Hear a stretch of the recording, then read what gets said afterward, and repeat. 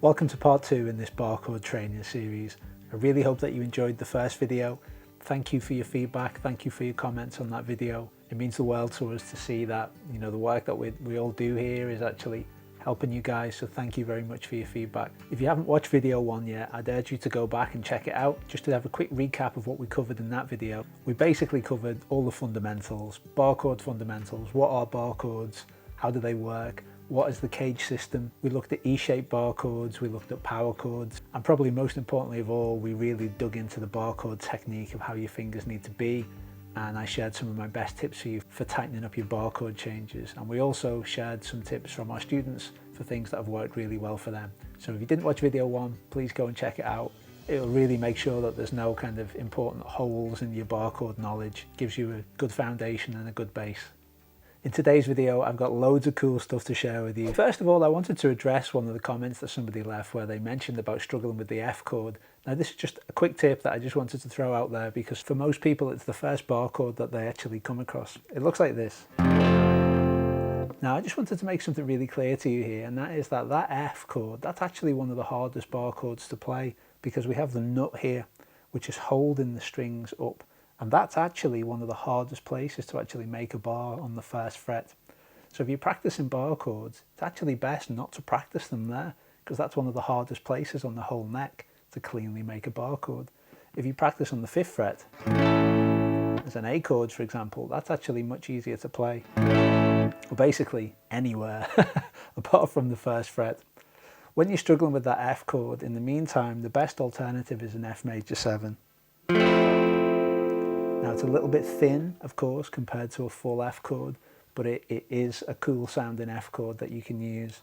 And if you want to play a full F or a full F major chord, then if you press those two down together and those two, then that's an F major chord. Again, a little bit thin, not as powerful as a full F bar, but it will get you by. Okay, let's talk about movable A shapes. In video 1, we spoke about the cage system, how there's 5 different types of bar chords. C shapes, A shapes, G shapes, E shapes, and D shapes. Caged, that's how we remember it. That's an acronym that we use to remember those 5 movable shapes. In the last video, we looked at E shapes. Today, we're looking at A shapes. Now, A shapes are, along with E shapes, they're the most common bar chords. These are bar chord shapes that guitarists use all the time. So really, you can't really call yourself a guitarist unless you can play A shapes. Once you reach the point where you can comfortably play E shape and A shape bar chords, that's the moment when you can say that you are a guitarist. You're an intermediate guitarist, you're no longer a novice. So let's whiz through the most common A chord shapes. Okay, so the major A chord shape, we're going to play them here on the 5th fret. So the major A chord shape looks like this.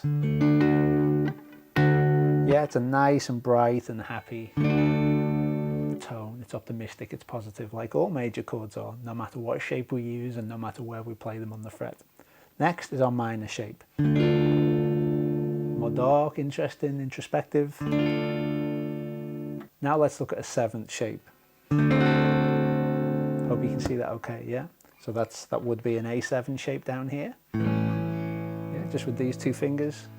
But because we're applying the bar on the 5th fret, what chord is that now? Any ideas? It's actually a D7 chord that we're playing now. Okay, now let's look at a minor 7 shape, one of my favourite shapes of all. I just think it's a lovely, well-balanced chord. That's one of my all-time favourite chord shapes. Okay, now let's look at a major 7 shape.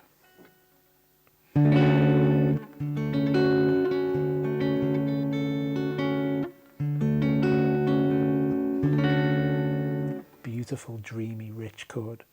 All of those shapes that we've just shared there are quite common. They crop up all the time in popular music. The next 3 shapes I'm going to share with you are a bit more niche. They don't crop up quite so much. Okay, here's the augmented A shape.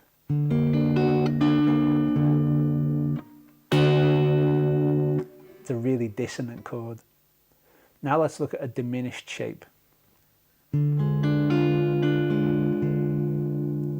Lots of tension in that dark, diminished tone. And lastly, let's look at a minor 7 flat 5. It's a really interesting and complex chord tone, that one. Check out this chord progression and see if you can, notice what the minor 7 flat 5 adds to the progression. You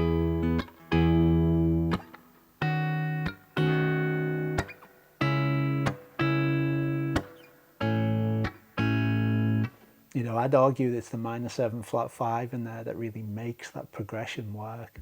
Okay, so that was just a quick whiz through all of the most common A shapes there. We had the major shape, the minor shape, we also, which are obviously cornerstones of all music. Then we had the minor 7, the major 7, and just the standard 7, all of which are also very common. And then we had 3 more niche and unusual chord shapes: augmented, diminished, and the minor 7 flat 5. Okay, let's look more closely at the technique of making those A shapes. Okay, when we make A shapes, first of all, the biggest mistake a lot of people make is they bar all 6 strings, which isn't needed. When we're playing A shapes, we only need to bar 5 strings, so we can just drop that finger down immediately. The second mistake most people make is that they think they need to press down all 5 strings, which isn't the case. These 3 fingers are going to be here, playing this. So these 3 strings are being fretted by these 3 fingers, which means the only strings we need to fret here are here, the 5th fret, and here on the 1st fret. So it's just the top string and the bottom string in this bar that actually need to be pressed down. These 3 here are taking care of those 3 strings. So these 3 here, they're redundant. We don't need to press down on them. Now also notice that my finger isn't like this. My index finger is slightly rolled back and it's curved, and that makes it easier for me to press down on those strings in a comfortable way. Okay, the other point to make is that as we move up the fretboard, the distance between the frets gets thinner and thinner as we move up the neck. So as I move higher up the neck, it's just too uncomfortable for me to play in that way. So what I do is I play like this. I just get rid of those 3 fingers completely, and I use my ring finger to press down on those 3 strings, and I just raise it slightly at the bottom. If I'm down here and I'm in a bit of a rush, then sometimes if I don't have much time for a chord change, sometimes I'll even just play with my little finger. So don't feel like it's enshrined in stone, you know, that we have to play a bar chord, an A-shaped bar chord with these 3 fingers, because that's not the case. As guitarists, we alter our fingerings all the time, depending on where we're coming from and where we're going to next. Try using your little finger, try using your ring finger as well. Play around with that, get creative, see what works for you, see what feels comfortable. The anatomy of people's hands is quite different from person to person, so play around with that, see what works for you. And like I said, be prepared to alter the fingerings that you use depending on whereabouts you are on the neck. Down here, the frets are quite big, we've got quite a lot of space to cover. Up here, things are really tight and there isn't much room to move, so we have to be creative. Okay, I hope you found that useful there, to look carefully there at the A-shaped bar chord technique. Next, I wanted to discuss how to practice bar chords in a way that's fun, but actually, you know, gets results and sees you improving as a guitarist, getting better dexterity, control, strength in your fingers, being more accurate, being able to change chords quickly, target fast bar chord changes in different chord voicings. How do we get there? Okay, I'm going to break it down for you. Let me grab the iPad and I'll talk you through the framework that I advise you use. Okay, no, I didn't misspell practice. I'm British, so I use an S. Okay, so let's begin over here. So let's imagine that you know a song and you play it with open chords. Okay, and let's say that the verse to that song is G to C, G to D.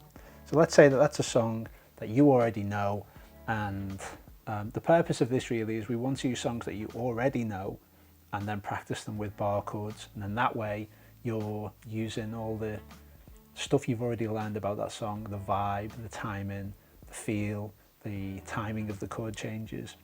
You're using all of that stuff that you've already learned to make it easier for you to use the bar chords. Okay, so let's say that the song is G, C, G, D. Okay, so the first step is to turn those open chords into power chords. Now, if you're just getting started with bar chords, then this is perfect. So instead of playing a G, you'll play a G5. Instead of playing a C, you'll play a C5. G5, D5.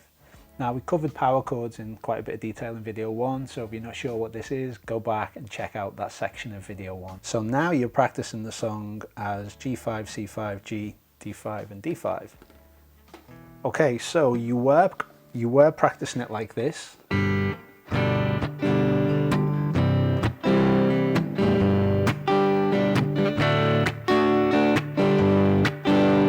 Yeah, you were playing everything in open chords. But now you're playing it like this. You can either play it like that, just with those two, or with those three if you prefer.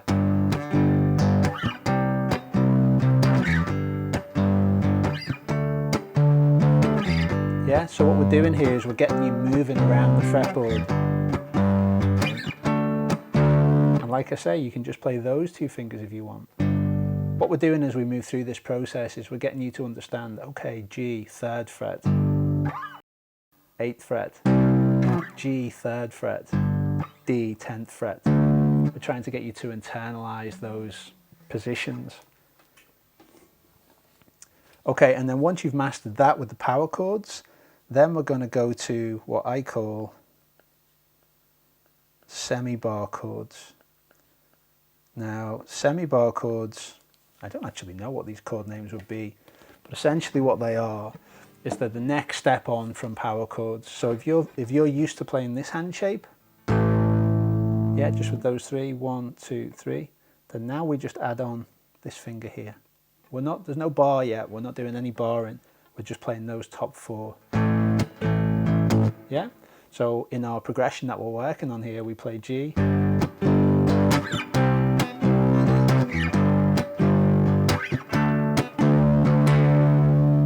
yeah, so I hope you can see how we're kind of building this up, aren't we? So we're now playing 4 strings instead of 3.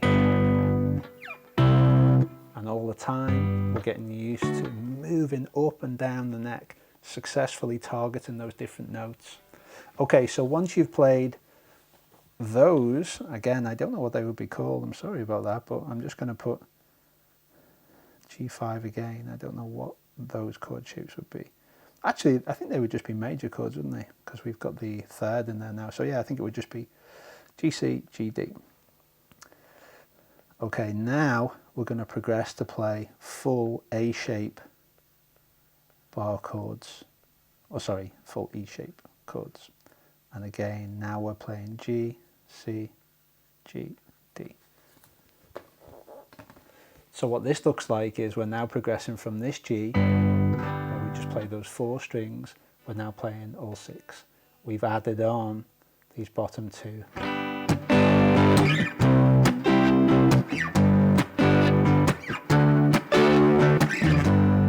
Okay, so you can see how we layered that up. Now in real time, that process that we just explained there, that might take months, you know, it might take weeks. I don't know where you're up to in your guitar journey or where you would join in on that process, but just trust me that by just building it up in stages like that, the hurdle comes much, much lower. If you just try and go from playing Gs like this to this in one go, I mean, that's a high hurdle for anybody to jump. So we have to break it down and do this in smaller steps.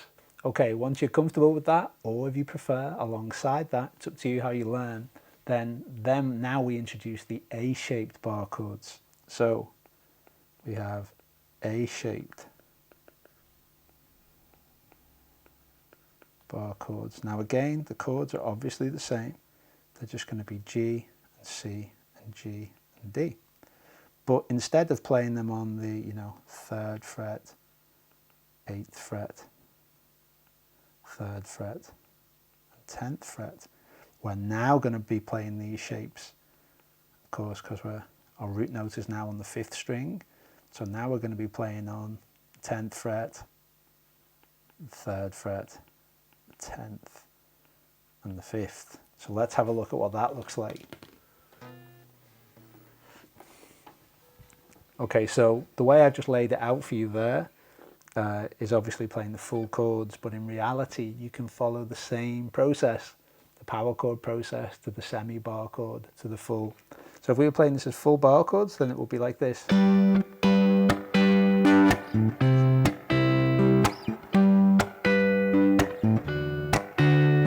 Yeah, but if you want to, you can build it up with those 2 fingers like we discussed. Exactly the same for the E shapes. Quite hard to target just those 2 though, because we have to dodge this string. You may prefer to finger pick it.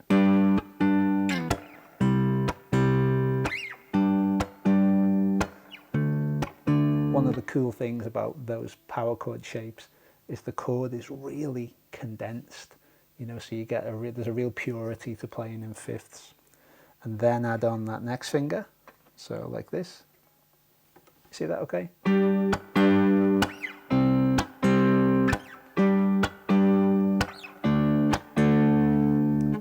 And then you can add on the third finger. Again, we're following the same process. So.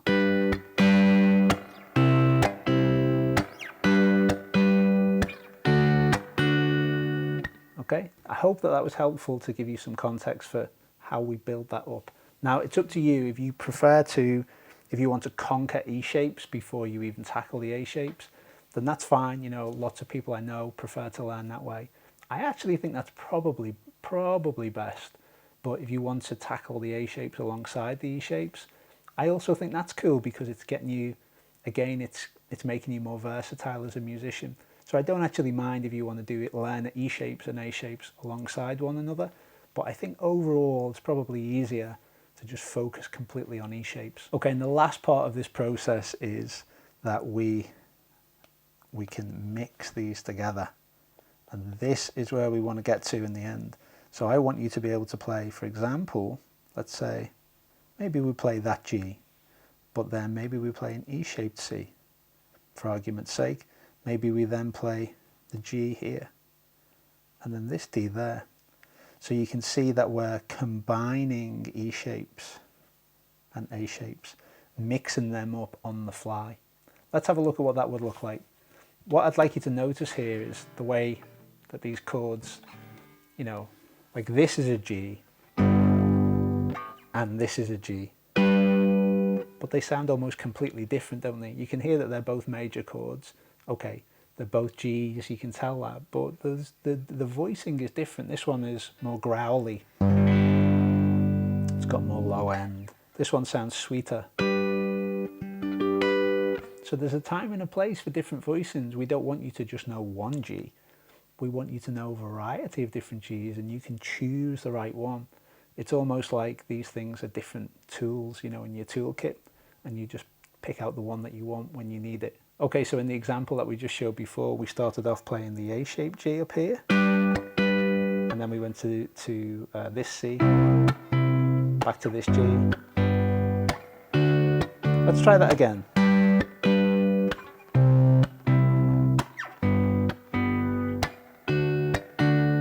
Can you hear how we've altered the nature of these chords has kind of changed? It's really cool to me that you can be playing the exact same notes but just in a different location, and all of a sudden there's a different flavour to the chord.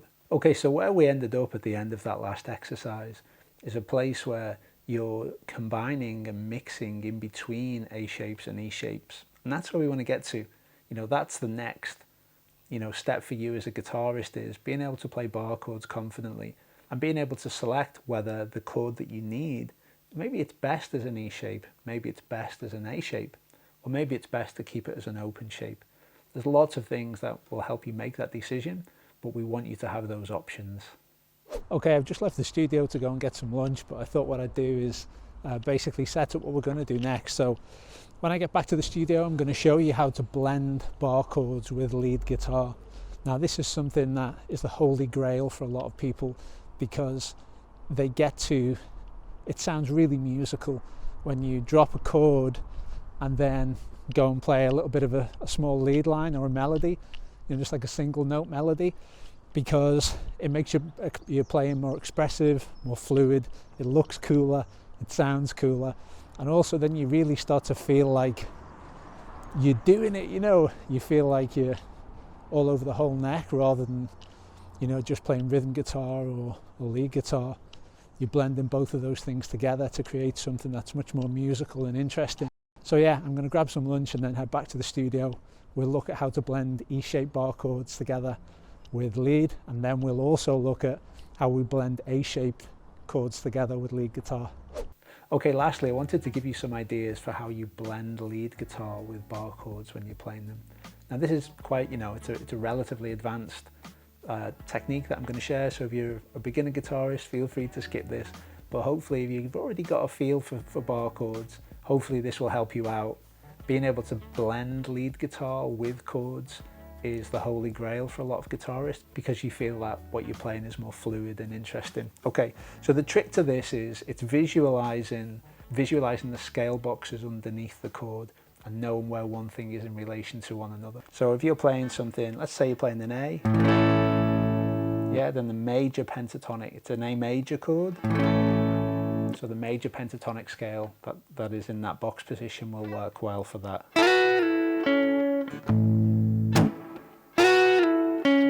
Also, this note always works well for major. Yeah, so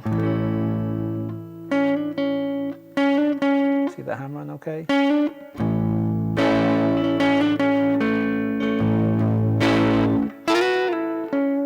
Those always work well. And this note here. So you can combine them in any way you want. It always sounds good. So for major chords, you've got that hammer on there. You've got this one here. Yeah. But a really useful one to know is that this note here, the root note of your major chord, is kind of the top box of the minor pentatonic, which is 3 frets lower. Okay, so if you imagine that note there from your A chord, that one, that's also that one from that, you know, minor pentatonic box 1. So you can play and then drop down here.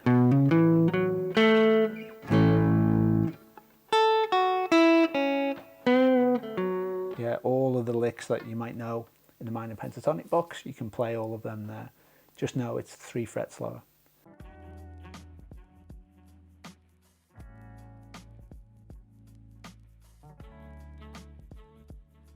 If you're playing a major chord, let's say you were playing, a minor chord, let's say you were playing B minor, yeah, then you can just use the minor pentatonic box that's there over that chord. Yeah.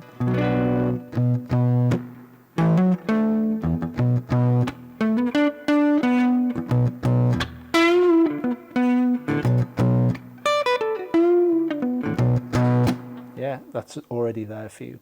Okay, I'm sorry if you're a beginner guitarist, that last part was really like overwhelming, it must have been, but I always like to include some more advanced stuff here for the guitarists who are a bit further along the journey and want something a bit more challenging that they can get stuck into. Okay, I hope you've enjoyed this second video in this bar chords training series. It's been lots of fun to put this together for you. I hope that you got a lot out of it, that you've learned lots of new things, new ideas, new techniques, new suggestions, new chord voicings, whatever it might be for you. I hope you've enjoyed it. We're about to open the doors for our course, Bar Chord Secrets. I'm super excited. This course has been so much fun to create here in the new studio, and it's absolutely jam-packed with bar chord material to help you master bar chords for once and for all. Remember, bar chords it's a kind of threshold moment for a guitarist. Once you can play bar chords, that's when you become an intermediate guitarist. That's the moment where you're no longer a novice guitarist and you can say, I am a guitarist, yes, I can play guitar. You can feel like, you've made it. So this is something that people have been asking me to make for years. I finally got around to it. It's been a labor of love, and I really hope that it helps you. So watch out for the course. It's going to be available very, very soon. What I'd like you to do now, please, is please leave a comment below saying the one thing that you would like to learn inside Bar Chord Secrets. What's the main thing that's holding you back as a guitarist from being able to play bar chords? Please let us know in the comments below.